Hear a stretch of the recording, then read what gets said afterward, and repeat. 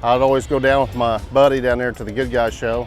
I got tired of riding in with him all the time, so I come home and hit Craigslist and Auto Trader and all that stuff, and found this truck in Nashville.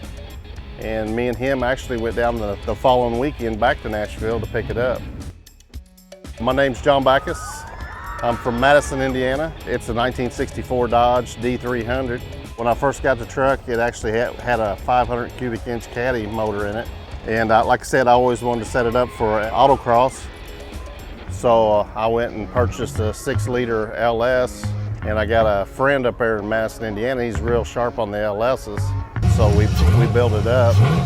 It makes roughly about 525 horse.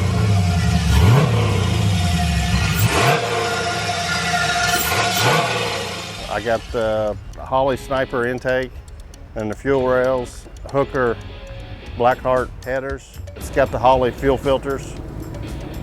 But yeah, I like to LSA it and get more horse out of it. I'm wanting to upgrade the steering box, make it handle a little bit better, quicker ratio.